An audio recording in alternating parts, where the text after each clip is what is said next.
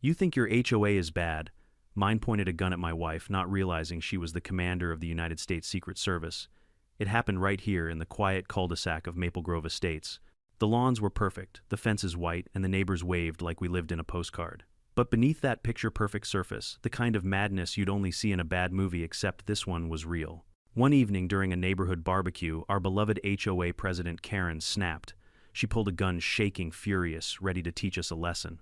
What she didn't know was that the calm woman standing across from her had been trained to take down terrorists, not deal with nosy suburban dictators. That night, the HOA crossed a line no one ever should, and paid the price. Before we dive in, tell me where you're watching from and what time it is there. And if you love a good HOA revenge story, make sure to hit subscribe, because this one's about to get wild. When my wife Rachel and I first moved into Maple Grove Estates, it felt like a fresh chapter, a quiet one finally. After 3 decades working construction projects across the country, I was ready to retire, mow my own lawn, and fix things that didn't involve million-dollar budgets or government contracts. Rachel wanted the same peace routine, maybe a vegetable garden, if the soil was right. We found the perfect cul-de-sac, complete with oak trees, tidy sidewalks, and the kind of neighbors who waved with 2 fingers while holding their morning coffee. What we didn't know was that Maple Grove Estates wasn't a neighborhood, it was an empire, and its ruler was Karen. She introduced herself before we even unpacked. A woman in her mid-50 seconds, always wearing a bright red blazer and carrying a clipboard that might as well have been a royal decree. She smiled, but the kind of smile you see on realtors before they tell you your credit score disqualifies you. "Welcome to Maple Grove," she chirped. "We have a few community standards I'm sure you'll love." I should have taken that as a warning. That afternoon, we got our first friendly reminder. A printed letter slid under our door. All residents must ensure their trash bins are stored out of sight within 30 minutes of collection. Non-compliance may result in a fine of $50 per occurrence. 30 minutes. Not an hour, not by sundown, 30 minutes. Rachel looked at me and smirked. "Maybe she used to work for NASA," she said. "Precise timing like that." The first few weeks went smoothly enough. I painted the porch, Rachel planted roses, and we tried to keep to ourselves. But Karen's presence hovered like a surveillance drone. Every time I stepped outside, I'd see her walking her tiny dog, a trembling Pomeranian named Tater Tot, with her phone pointed suspiciously toward our house. One morning I was trimming the hedges when she appeared at the gate. "You know the HOA prefers hedge height to be uniform," she said, voice tight like she was afraid the air might carry bacteria. "Yours are about 2 inches higher than standard." I stared at her, pruning shears in hand. I didn't realize we were measuring. "Oh, we measure everything here," she replied, and walked off like she'd just issued a national security directive. I laughed it off at first. Everyone has a nosy neighbor, right? But this was different. Within a month, we'd received 3 letters, one about Rachel's wind chime being audibly disruptive, another about unapproved solar lights, and a third demanding we repaint the mailbox because it was fading toward beige. Rachel handled it calmly always. She'd sit with her tea, skim the letters, and file them neatly in a folder marked HOA, nonsense. I'd ask, "Why aren't you angry?" She'd smile faintly. "Because people like her don't know what real power looks like." At the time, I thought she was just being poetic. Then came the second homeowners meeting. I went out of curiosity and a bit of spite. The meeting took place in the community center, under fluorescent lights that made everyone look slightly sick. Karen sat at the head of a folding table like a queen holding court. On her right were her 2 enforcers, Doug and Cheryl, the kind of neighbors who volunteer to police recycling bins for fun. The meeting started with routine stuff, lawn violations, fence colors, and whether decorative flags counted as visual pollution. But then Karen turned her clipboard toward me. "Mr. Harrison," she said, her voice cutting through the murmurs, "we've received several complaints about your property's unapproved aesthetic modifications. Excuse me, the flowers. The red roses don't match the community's color harmony guidelines. We prefer whites, yellows, and soft pinks." I looked around, half expecting someone to laugh. But no, the room was silent. These people looked terrified of her. Rachel leaned close to me and whispered, "Don't take the bait." But I couldn't help myself. "Are you serious? You're regulating flower colors now," Karen's lips curled. "Rules are what keep neighborhoods like this desirable. If you wanted chaos, you could have bought a cabin in the woods." I took a deep breath, leaned back in my chair, and smiled. "Karen, my idea of chaos used to involve cranes, explosions, and 30-ton steel beams swinging over my head. I think we'll survive your flower policy." The room gave off a nervous chuckle, but Karen's eyes darkened. After that meeting, things changed. We weren't just the new couple. We became the couple who disrespected the HOA. Strange things started happening. The next week, our mailbox was dented. Then our lawn sprinklers mysteriously broke. The trash collector forgot our address twice. When I reviewed the footage from our porch camera, I caught glimpses of Karen's red blazer in the background every time. I brought it up to her one morning when she was patrolling the street. "Someone keeps damaging my property," I said. "You wouldn't happen to know anything about that, would you?" She didn't even blink. "Maybe you should read the bylaws again. Vandalism complaints require HOA review before any police involvement. Meaning you'll need my approval to file it officially." I stared at her, realizing this wasn't a misunderstanding, it was control. Pure, absolute control. That night, Rachel sat at the dining table flipping through the HOA's rulebook like she was studying an enemy dossier. I joked, "You look like you're preparing for a mission." She looked up, that calm, unreadable look again. Maybe I am. For the next few weeks, she started documenting everything. Photos, timestamps, copies of letters, even small details like which car Karen drove and who she talked to. I asked her why, and she simply said, "Because bullies leave trails." Meanwhile, I started noticing something else, the fear in our neighbors' eyes. The Johnsons down the street whispered that Karen had fined them $500 for hanging a birthday banner. An elderly veteran had been reported for flying the American flag after quiet hours. And everyone said the same thing: "Don't cross her, she knows people." It was like living in a dictatorship with white fences and Christmas lights. One morning a letter arrived, not in the mailbox, but taped directly to our door in red ink: "Final notice. Continued noncompliance will result in formal HOA action and property lien review." That was the day I decided to fight back. I told Rachel, "I'm done being polite. I'm taking this to the county office." She looked up, serene as always. "Good, but do it quietly. Don't tell anyone yet." Why? Her eyes held something cold, professional. "Because this isn't just about rules anymore. It's about something bigger." I didn't understand what she meant. Not yet. The next evening, I was repairing the porch light when I saw Karen standing across the street watching. She didn't smile this time. She just stared, clipboard tucked under her arm, dog leash in hand, as if she was memorizing me. When she finally turned away, Rachel joined me outside holding 2 mugs of coffee. "She's escalating," Rachel said softly. "Yeah, but why? What does she get out of this?" Rachel looked into the distance. "Control. It's the oldest addiction in the world." I laughed. "You talk like a psychologist." She smiled faintly. "Something like that." Then she added, almost too quietly for me to hear, "But if she keeps pushing, she'll find out what real authority looks like." At the time, I thought it was just a figure of speech. I didn't realize she meant it literally. If I had, maybe I would have seen what was coming the night our quiet neighborhood turned into a federal operation. The day after I told Rachel I'd had enough of the HOA, I woke up to find a bright yellow envelope stuck to our mailbox.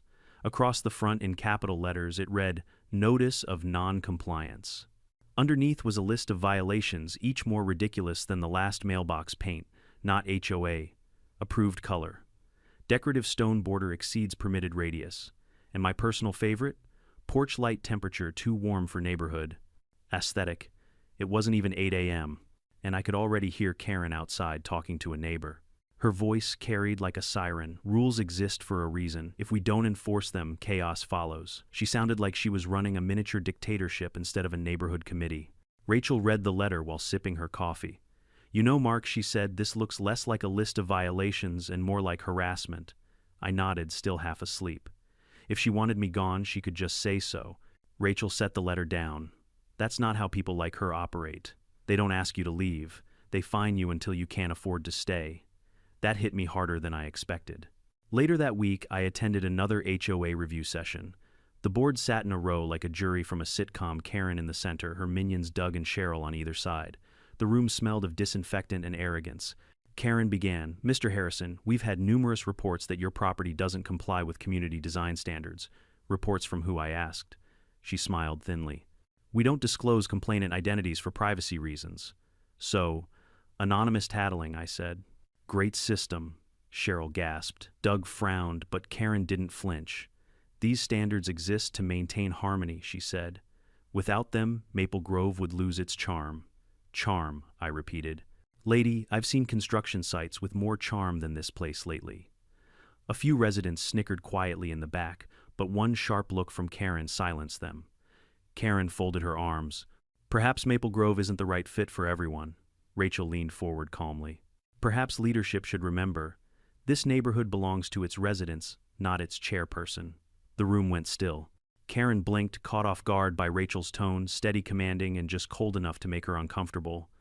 Karen gathered her papers quickly.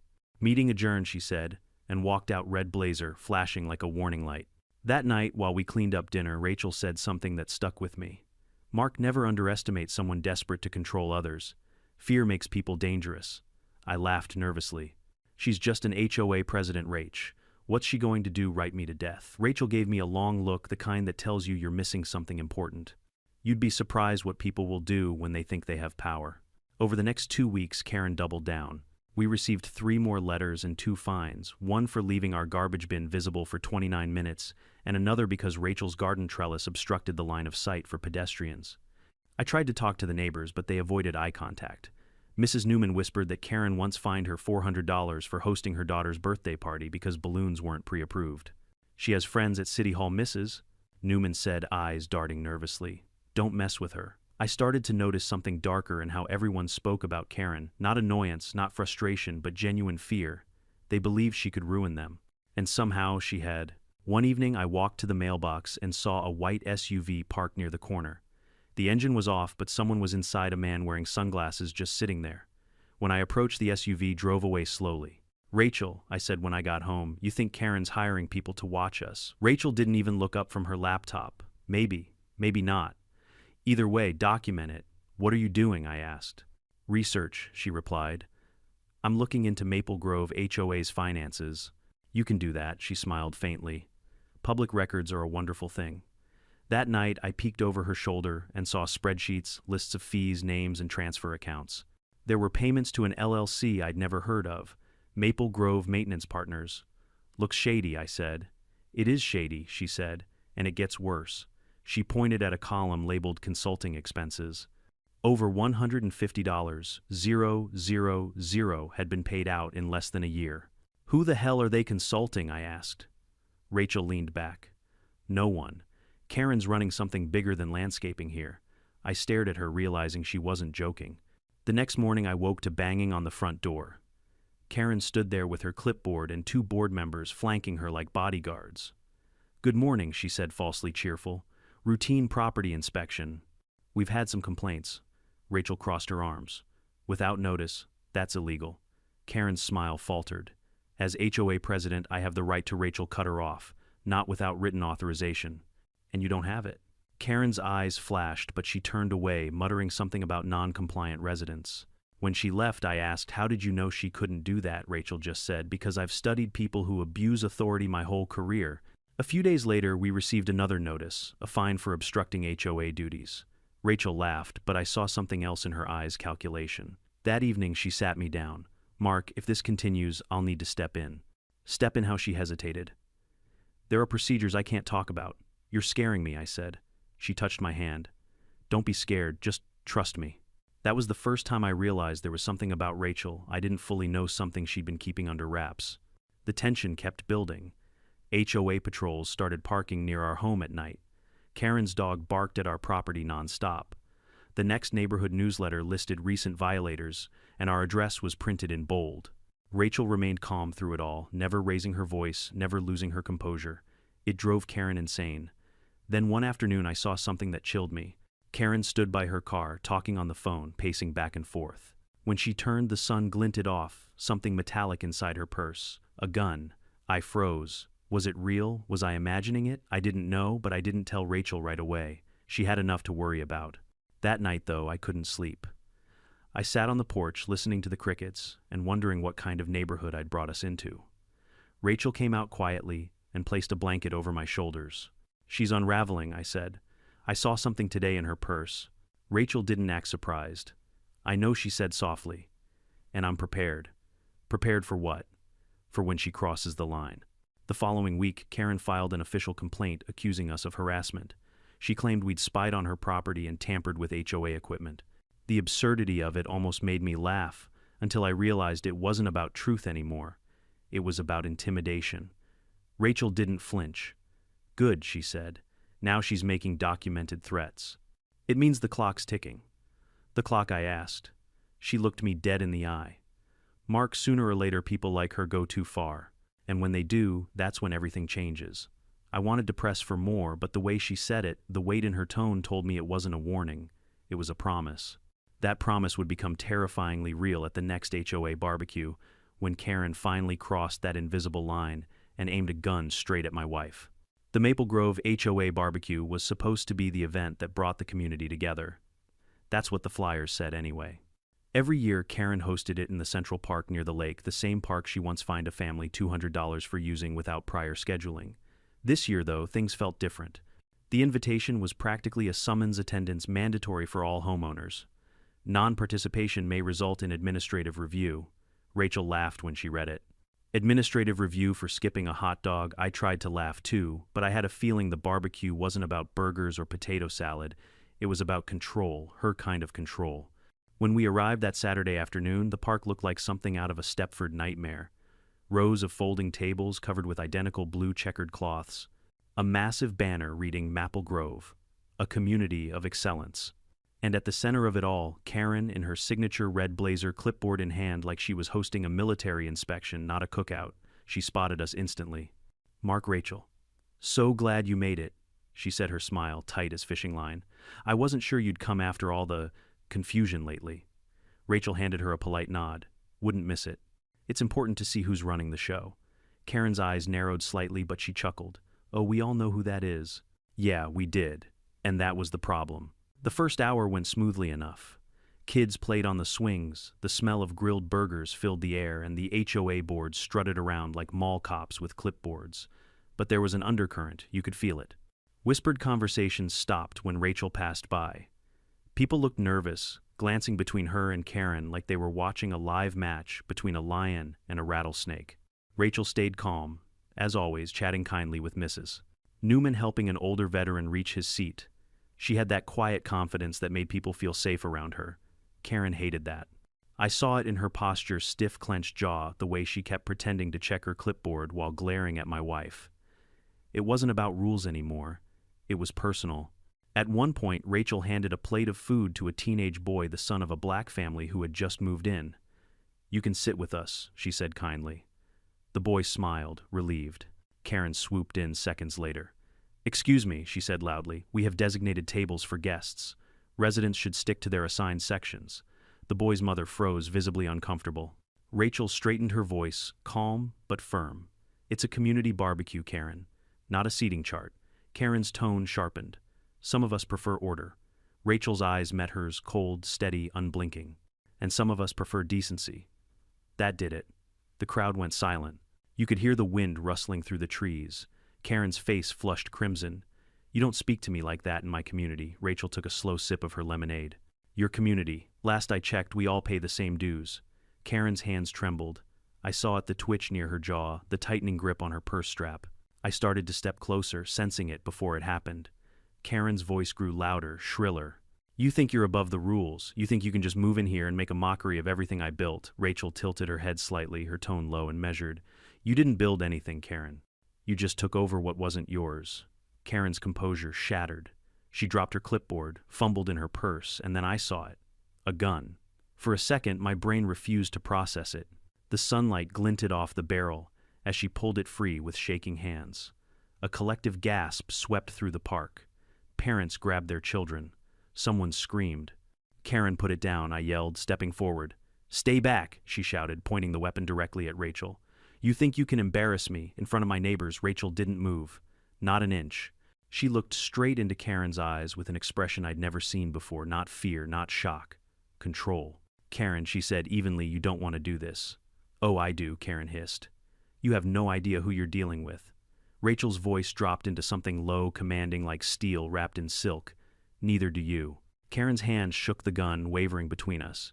"You think you can talk down to me, you think." That's when Rachel spoke again, calm but cold as a knife. "Karen, lower the weapon. That's a direct order." The crowd froze. Even Karen hesitated, thrown off by the tone. It wasn't pleading. It was authority. Karen laughed shakily. "An order? Who do you think you are, the police?" Rachel took one step forward. "Higher." Karen blinked, confused. What Rachel's eyes didn't waver. "United States Secret Service Commander Harrison, you're pointing a firearm at a federal officer." For a full 3 seconds, no one made a sound. The world seemed to stop. Even the birds went silent. Then Karen laughed, high-pitched and nervous.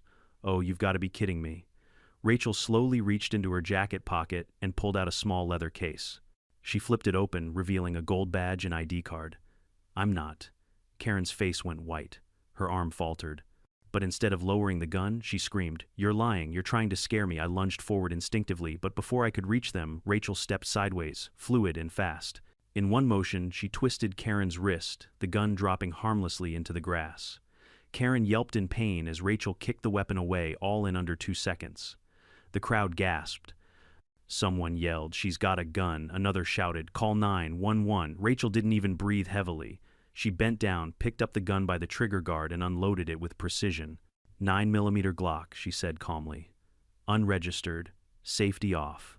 Karen fell backward onto the ground, clutching her wrist, still shouting, "She attacked me! She attacked me!" Rachel turned to the stunned crowd.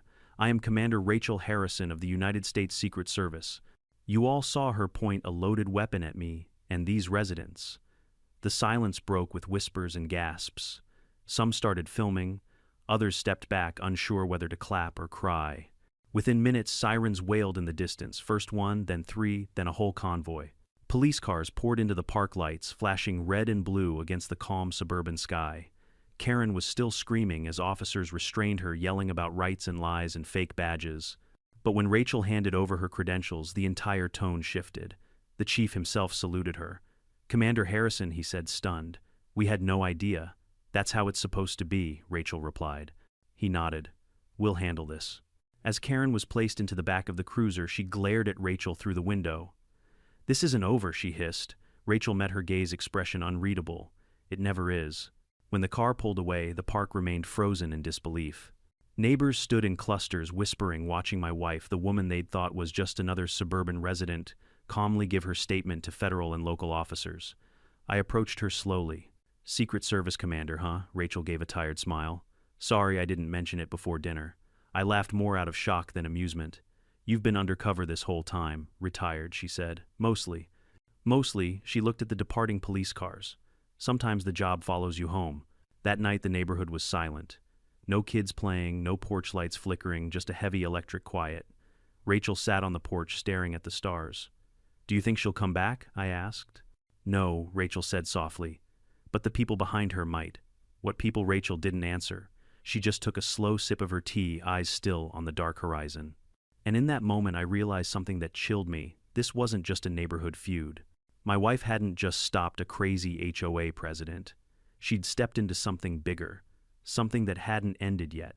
That night, after the barbecue, the flashing red and blue lights finally faded down the street, and Maple Grove fell silent again. For the first time since we moved there, the HOA had nothing to say. The community group chat, usually buzzing with complaints about lawn lengths and trash bins, went dead. Nobody dared mention what had just happened, not when the woman who ran the entire neighborhood had been hauled away in handcuffs for pointing a gun at a federal officer. And not just any officer, my wife. I sat at the kitchen table staring at Rachel as she wiped gunpowder residue off her hands.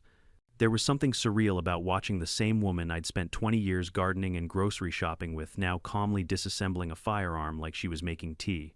"Rachel," I finally said, "I think we need to talk about this whole commander thing." She gave a small smile. "I was wondering when you'd ask." Turns out my wife had been living a double life. Not in the scandalous way, no secret families or affairs, but something far more dangerous. Before we moved to Maple Grove, Rachel had been part of the Presidential Protection Division of the U.S. Secret Service. She'd spent nearly 2 decades guarding presidents, foreign dignitaries, and overseeing high-security operations. I remembered her disappearing for conferences and training trips years ago. I thought they were just government security consulting gigs. She'd always been vague about them. Now it all made sense. "I thought you retired," I said, half-stunned. "I did," she said, placing the gun parts neatly on a towel. "Officially. But sometimes the job doesn't retire you." "What does that even mean?" She looked up at me, her eyes sharp in the dim kitchen light. "It means when I see someone abusing power, I can't ignore it." The next morning, our neighborhood was swarming with police reporters and gawkers. Karen's face was everywhere, local HOA president arrested for assault and threat against federal agent. But here's the thing, the story barely scratched the surface. The official report called it a misunderstanding. No mention of unregistered firearms, no mention of the HOA's financial irregularities. No mention of the strange SUV that had been tailing us for weeks. Rachel didn't buy it for a second. "They're already covering it up," she said, flipping through her laptop as she scrolled the local news. "This isn't just about her ego. Someone wants this buried." She started connecting dots like she was back in an operations briefing. Every piece of HOA paperwork we'd received was scanned, analyzed, and compared.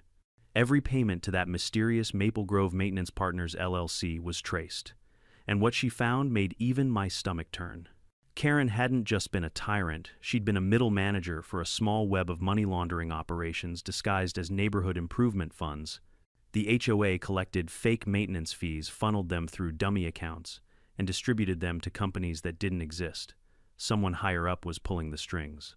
"Who would use a suburban HOA for laundering money?" I asked. Rachel gave a humorless laugh. "Someone who wants to hide dirty cash in plain sight. Nobody questions lawn maintenance fees." She was right. The perfect crime didn't need guns or heists, just paperwork, signatures, and scared neighbors. 3 days later, things got even stranger. Karen was released on bail. We learned it through the grapevine, or rather the HOA group chat, which suddenly reignited with cryptic messages like, "We should stay quiet," and "They said it's all being handled internally." "She's out," I said. "How is that possible?" Rachel didn't look surprised. "Because someone's protecting her." That night, she set up a small surveillance laptop near the living room window. "If she comes near us again," she said, "we'll know." "But why would she?" I asked. Rachel didn't answer immediately. "Because she's not afraid of us. She's afraid of what we might find." The next morning, Rachel got a phone call from an unknown number. She let it ring twice before answering. "This is Harrison," she said, voice suddenly formal, cold, clipped, efficient. I couldn't hear the voice on the other end, but whatever was said made her expression change. Her jaw-clenched, eyes narrowing. "Understood," she said finally. "I'll handle it." When she hung up, I asked, "Who was that?" She hesitated. "Old contact. Federal. Rachel." She met my eyes. "They want me to stay out of it, which means I won't." I sighed. "You ever thought of being a normal retiree?" She smiled faintly. "Not once." That afternoon, she went through the HOA's archived meeting notes. The more she read, the clearer it became that Karen's behavior wasn't random, it was calculated. The rules, the fines, the inspections, all of it was a way to push out homeowners who questioned where their fees went. Every family that sold their house was replaced within weeks by buyers linked to the same property company, a shell corporation under that same maintenance partner's name. "This is organized," Rachel murmured, scrolling through the records. "She's been turning the neighborhood into a front, for what I asked. For laundering campaign donations maybe, or defense contracts. These are federal-level connections." My head spun. "So we're living inside a money-laundering HOA." Rachel gave me a grim smile. "Welcome to America." 2 nights later, around midnight, we heard the sound of tires screeching outside. Rachel looked out the window, a dark SUV idling by the curb again. "Same one," I whispered. "Same one," she said. "Stay here." Before I could stop her, she slipped on her jacket, pulled out her old service weapon, and stepped into the darkness. I followed from the porch, heart pounding. She moved like she'd never left the field, silent, precise. The SUV's headlights flashed twice, then it sped away. Rachel came back, her expression unreadable. "They're testing us," she said, "seeing if I'm still active." Active, she sat down beside me. If I were still in the system, there'd be consequences for them showing up. But since I'm not, they think they can scare you. I finished. Exactly. She looked out into the night. They have no idea what kind of mistake that is. The next morning, Karen showed up at our driveway. Yes, Karen. Same blazer, same smugness, but now with a subtle desperation behind the smile. Her wrist was wrapped in a brace from where Rachel had disarmed her. "Rachel," she said sweetly, "I think we got off on the wrong foot." Rachel folded her arms. "You threatened me with a gun." "Allegedly," Karen said, waving her uninjured hand. "Look, I've spoken with the board.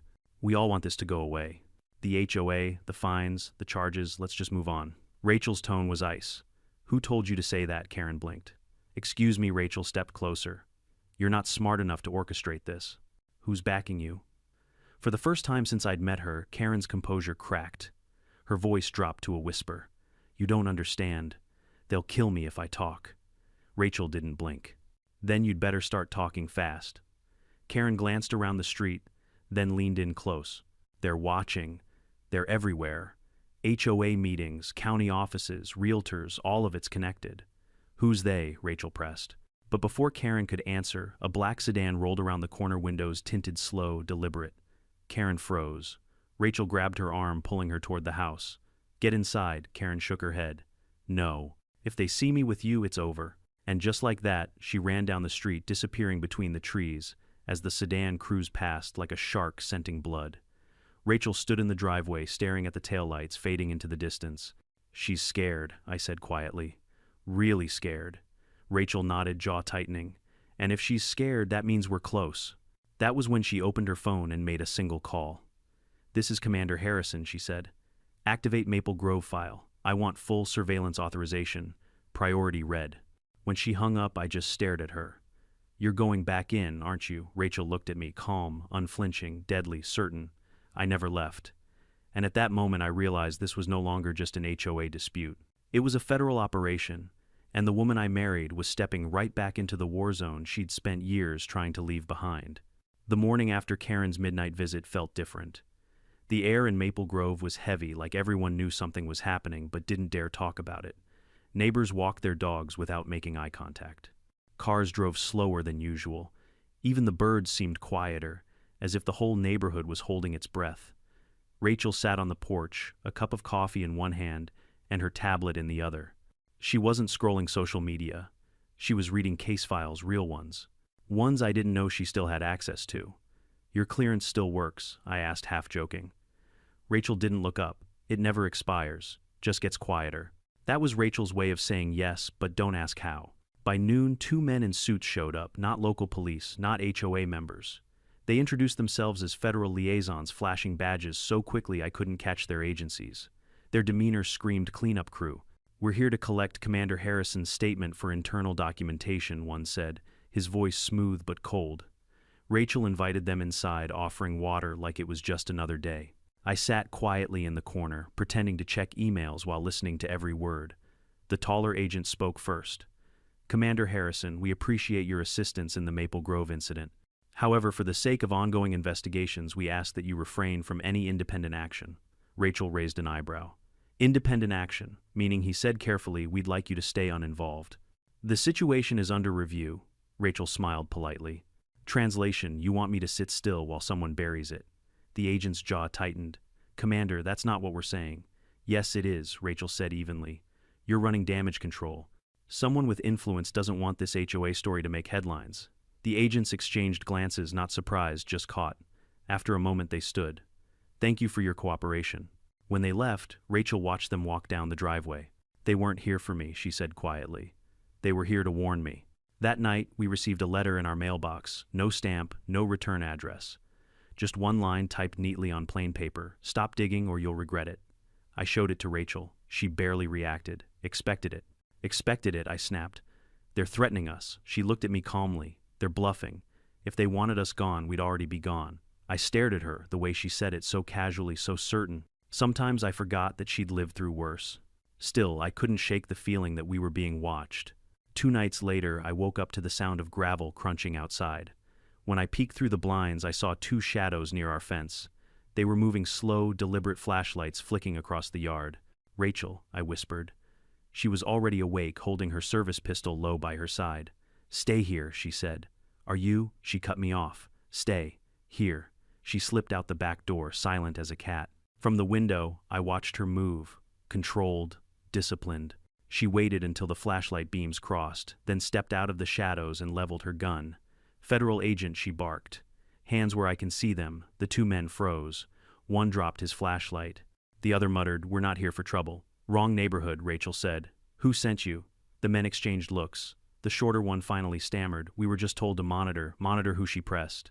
Neither answered. They turned and bolted toward the street. Rachel didn't chase them. She holstered her weapon and returned inside. They won't be back, she said simply. Who were they? I asked. Her answer sent a chill through me. Private security, not government. Which means the people behind this have money, lots of it. Over the next few days, strange things kept happening. Our internet slowed to a crawl, then cut out completely. Rachel's car alarm went off at random hours. Someone even filed an anonymous complaint to animal control, claiming we were hoarding dogs. They're trying to rattle us, she said, unbothered. Standard intimidation tactic. Standard Rachel, this isn't a movie. These people, she cut me off again, her voice sharp. Mark, stop thinking like a civilian. You're safe as long as you stay predictable. They're not after you, they're after me. That shut me up, because deep down I knew she was right. A few days later, Karen resurfaced. Yes, again. We heard it first from Mrs. Newman, who came to our door trembling. She's back, she whispered. I saw her walking into the HOA office this morning with 2 men in suits. Rachel grabbed her jacket. Then it's time to end this. I followed her to the HOA, building a bland little structure near the park that suddenly looked more sinister than I'd ever noticed. The blinds were closed. A black sedan sat out front. Rachel parked a few houses away, watching through binoculars. That's them, she said softly. Same car that followed us before. We waited. 10 minutes later, Karen came out, flanked by the same 2 men who'd visited us. Her posture was stiff, her face pale. She didn't look like the self-proclaimed queen of Maple Grove anymore. She looked like a pawn. They're forcing her to cooperate, Rachel murmured, using her as cover. For what? Rachel lowered the binoculars. For something much bigger than HOA dues. That night, Rachel laid everything out on our dining table. Files, photos, payment records, like a detective piecing together a puzzle from hell.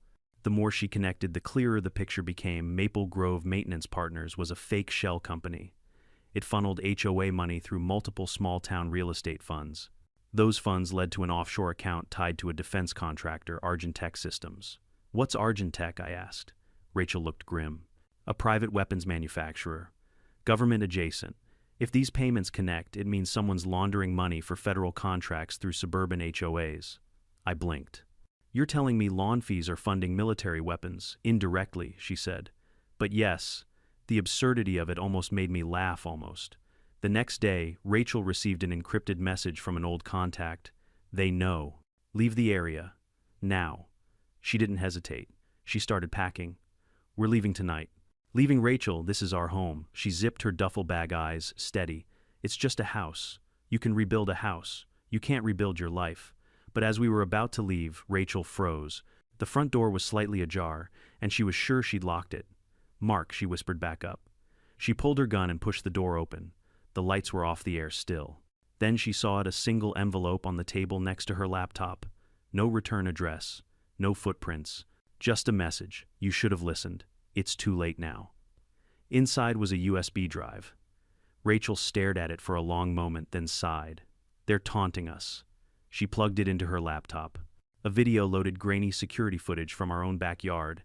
It showed Rachel confronting the 2 men from before.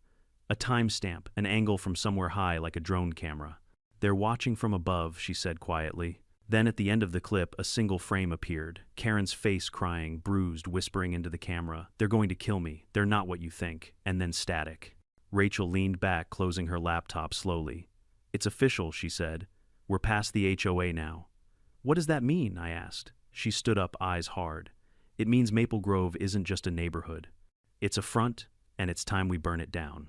She reached into the closet, pulled out a small black case, and opened it. Inside was a secure satellite phone, a federal ID, and a compact headset. Rachel, I said, what are you doing? She looked at me, voice calm but resolute. Activating Operation Maple Shield.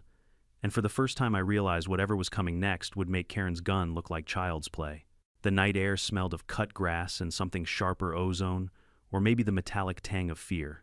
I thought the worst had already happened when Karen pointed that gun, but I had no idea how far this snake pit went or how carefully Rachel had been playing the long game. Mark, she said, as she clipped the headset to her ear, voice suddenly all business. Window 60 seconds. She moved like someone who'd rehearsed panic into choreography, calm hands, a face that gave nothing away. Her phone lit up with a stream of commands and little red dots mapped across our block. I'd watched her prepare for the worst, but I hadn't watched her plan the takedown. The operation started in silence. A low thrum grew in the sky, not police sirens, but the distant rolling beat of helicopters. Then, like a black-tide, vehicles appeared at the edge of Maple Grove, unmarked SUVs, armored vans, a 2-car caravan that moved as if choreographed. Headlights stabbed the hedges. Men in plain clothes peeled off and took positions behind trees and driveways beneath the park pavilion. Maple Shield is live, Rachel said softly into the headset. Phase 1 in motion. I could see the neighborhood change in real time. Porch lights flicked on people, peered out their doors, and phones began to buzz. Someone shouted, "What's that noise?" But the answer was waiting overhead. The rotors chopped the night like a drum roll.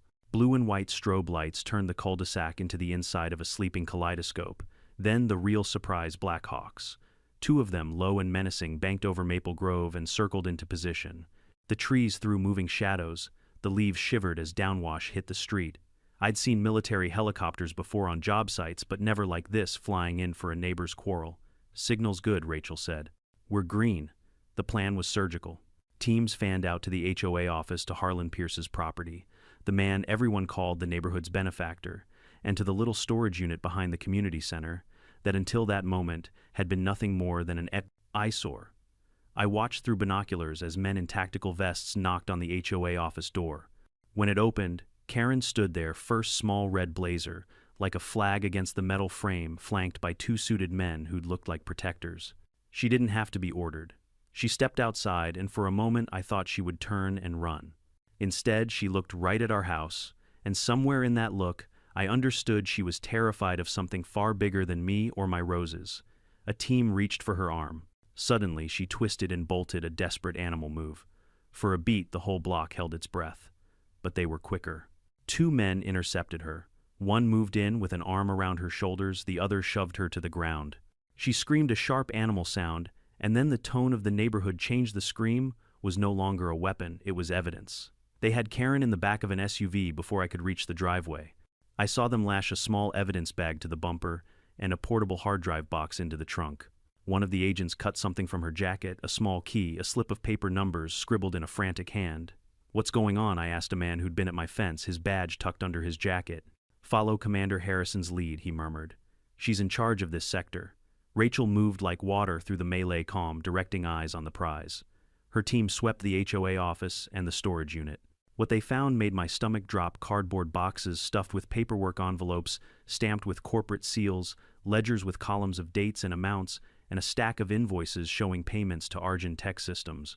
There were contracts, unsigned POs, and a list of names, a long list, some of them familiar, some of them faces I'd seen in charity galas and campaign luncheons. Harlan Pierce's signature appeared in multiple places. Then came the part I didn't expect: cameras. Not the cell phone kind, but industrial-grade drone footage, high-resolution files footage from a camera hidden in the HOA office light fixture. There were timestamps stretching back months. Someone had been filming everything. Rachel handed me a folder without cutting her eyes from the scene. "Look," she said. "Ledger entries, Shell Corp transfers, and this," she pointed. A ledger labeled Campaign Logistics Argentech. It read like a cheat sheet for laundering small HOA fees, disguised as maintenance funneled into companies that paid larger amounts to Argentech, and then those funds resurfaced as consulting payments to political campaigns and suppliers. It was brilliant in its simplicity, hide big money in plain sight, and ugly in its reach. The names included people I'd trusted: a county commissioner, a local developer, a retired colonel who'd chaired the veterans group. And there at the top of a list, a name in block letters that made my chest go cold: Harlan Pierce. Harlan was a man of public smiles and private handshakes. He'd cut the ribbon at the Maple Grove playground. He'd donated the landscaping for the holiday display. People had called him generous. Rachel called him efficient. The two weren't mutually exclusive. "Arrest at Pierce's villa," a voice crackled through Rachel's earpiece. "One suspect in custody at HOA office." Evidence suggests interlink to federal contract bids and campaign donations.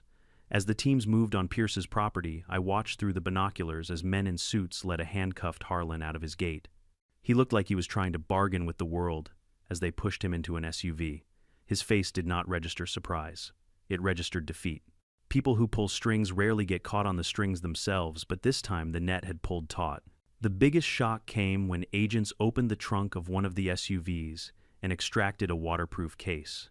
Inside were contracts signed, dated, connecting Argentech to an offshore holding company that had paid directly into the Maple Grove Shell accounts. There were emails too, thread after thread, invoices, excuses, direction. The same thread tied payments to a procurement officer at the defense contractor's headquarters. It was a pipeline from pocketbooks to Pentagon-grade contracts funneled through HOA dues and neighborhood improvements. Karen watched it all from the back of a cruiser, eyes hollow. She mouthed something and handed over a small notebook to an agent. "They made me do it," she whispered. "They said they'd hurt my family." Later, when an agent read the notebook aloud in a staged public way so the neighbors could hear, the names kept falling: lawyers, lobbyists, a shell corporation in Delaware, an account in the Caymans. The ledger's multi-dexed columns revealed kickbacks and procurement favors. The neighborhood's tidy dollars had been inverted into monstrous money. It was dizzying. The thing I'd thought was funny, that a homeowner association could be a criminal front, was now a national story in the making.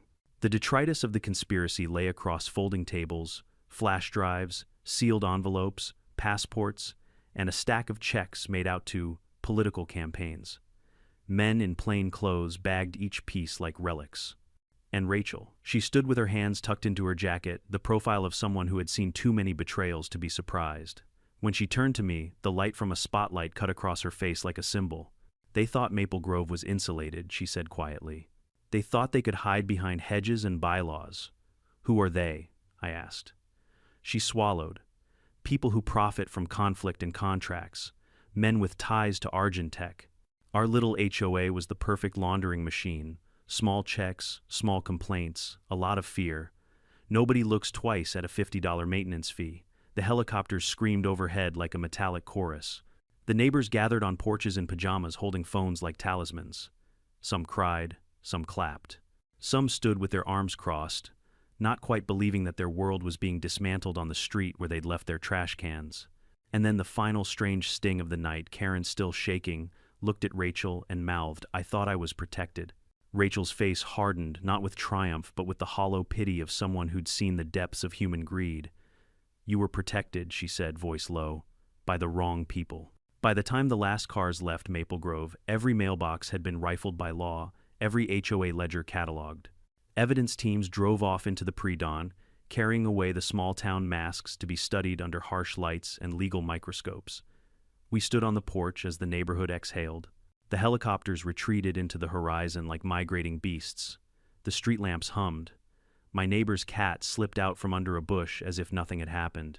I looked at Rachel, at the way she held herself steady, and felt a wash of complicated relief, pride, terror, and the strange private knowledge that the woman beside me had been the brains behind a sting that took down more than a nosy president of a homeowners association. She had taken on corruption that braided local petty tyranny into federal crimes. "Is it over?" I asked. She slid the headset off, tucking it into her jacket like she was putting a child to bed. "Not yet," she said. "We've got paperwork to follow, people to flip, and a very long list of names to untangle. But tonight we took the first bite out of a monster." I breathed in Maple Grove's air and tasted for the first time since we moved in something like possibility. The twist had been bigger than anyone in this neighborhood could have imagined. What started as a petty power trip had been a casing for a much larger machine, and we'd just thrown a wrench into it. "Ready to go upstairs?" she asked softly. I nodded. We climbed the steps together as dawn crept over the hedges, and for the first time in weeks the neighborhood lights seemed a little less like prison bars and a little more like street lamps. By the time the sun rose over Maple Grove, our perfect little suburb didn't look perfect anymore. Police tape fluttered in the morning breeze. A dozen law enforcement vehicles lined the street, and half the neighbors were standing barefoot in their driveways, clutching coffee cups, still trying to understand what had happened. Overnight, the manicured lawns and picket fences looked surreal now, props on a stage where the truth had finally kicked down the door. Rachel sat on the porch steps, elbows on her knees, still in the same jacket from last night. She wasn't smiling. She rarely did after an operation. The look on her face wasn't pride, it was weariness. The kind that comes from realizing justice doesn't always feel good when it's done. I brought her a mug of black coffee. "It's over," I said. She didn't look up. "It's never over. Not for people like me." As morning light crept across the cul-de-sac, more agents arrived to catalog the aftermath. Karen was officially in federal custody, now transferred to a secure facility outside D.C. According to Rachel, she was cooperating, spilling everything she knew about the HOA network, Argentech, and the shadow donors who had used suburban associations as their money laundromat for years. It was bizarre to think that the same woman who once fined us for having wind chimes too loud for community harmony was now a federal witness. The neighborhood's remaining HOA board members were also arrested. Doug, the rulebook warrior who patrolled lawns with a tape measure, turned out to be a former accountant who'd cooked the ledgers. Cheryl, the neighbor who always brought deviled eggs to every meeting, had been laundering maintenance funds through a beauty supply business registered under her daughter's name. By noon, Maple Grove looked like a crime scene masquerading as suburbia. Reporters started arriving around 10 a.m., their vans parking haphazardly on the cul-de-sac. Cameras pointed at the playground and the HOA office where FBI agents were still hauling out boxes. One reporter shouted, "Sir, is it true your wife is Secret Service?" I just smiled faintly. "You'll have to ask her yourself." Rachel stood a few feet away, giving a quiet briefing to a man in a dark suit. When she finished, she finally walked back to me, pulling off her gloves. "They'll shut this place down," she said. "Every HOA connected to this ring will be audited." Maple Grove was just the start. "Good," I said. "About time someone audited the auditors." Rachel smirked. "You know, for a retired engineer, you've got a pretty sharp tongue. Comes with marrying a woman who can disarm terrorists at a barbecue." That got the first real laugh out of her in days. As the day stretched on, neighbors started to emerge from behind their curtains. Mrs. Newman came over clutching a casserole dish like a peace offering. "We had no idea," she said softly. "Karen always said it was about order, about keeping property values high." Rachel nodded. "Order's fine," she said, "until someone uses it to control you." Mr. Thompson, the retired veteran, joined us too. "I used to think the HOA kept us safe," he muttered. "Turns out they were robbing us blind." "Don't blame yourselves," Rachel said. "That's how people like her operate. They make obedience feel like security." He looked at her for a long time. "And what about you, Commander? What happens now?" Rachel hesitated before answering. Now I retire for real. Maybe." That afternoon, the official statement came through. Operation Maple Shield has successfully exposed a multi-state financial laundering network hidden within residential homeowners associations. Federal oversight will be expanded. The news went national within hours. HOA groups across the country panicked, some even shutting down temporarily to review operations. But the story that captured everyone's attention wasn't the scandal, it was her. The hoe that pointed a gun at a Secret Service commander, the woman who turned a suburban nightmare into a federal operation. Rachel's photo, taken mid-operation, made headlines, her hair tied back, the tactical headset, barely visible, her eyes steady under the helicopter light. She looked like the calm center of a hurricane. I couldn't help but smile. "You're famous now." She rolled her eyes. "For stopping a neighborhood, Karen, that's not exactly the legacy I planned." "Hey, you ended a criminal empire and saved me from getting fined over mailbox paint. I'd say that's pretty legendary." That evening, when the agents packed up and the last helicopter thundered away, Maple Grove felt eerily peaceful. The sound of cicadas returned.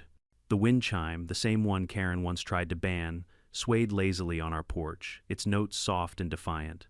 We sat outside, side by side, watching the sunset spill orange and pink over the rooftops. For once there was no clipboard, no citation, no screaming neighbor, just silence, real silence.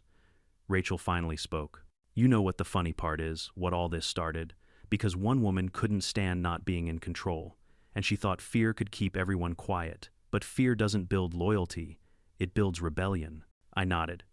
"And you were the rebellion." She gave a small, tired smile. "Maybe. Or maybe I just reminded people that bullies don't stay in power forever." A few weeks later, Maple Grove officially dissolved its HOA. The sign that once read, "Welcome to a community of excellence," was quietly removed. Residents voted to manage their neighborhood collectively. No presidents, no fines, no dictatorships in red blazers. I remember the last time I saw Karen on the news in a courtroom, hands cuffed, eyes empty. She looked smaller somehow. Like the walls she'd built around herself had finally crumbled. The judge's gavel fell like thunder. "Defendant is hereby sentenced to 8 years in federal prison." Rachel didn't gloat. She never did. She just turned off the TV and said, "Let's get groceries." Months passed and the chaos faded into memory. The neighborhood began to heal. The laughter of kids returned, lawns grew wild and beautiful, and for the first time the community felt free. Sometimes people would stop by just to thank Rachel, neighbors, reporters, even strangers who'd read about her story. She always gave the same response: "Don't thank me. Fix your own HOA." I'd laugh every time. One night, as we sat under the porch light, I asked her something that had been on my mind for a while. "Do you ever miss it?" "The missions, the adrenaline." Rachel leaned back, looking up at the stars. "Sometimes, but mostly I miss believing that we could stop all the bad guys.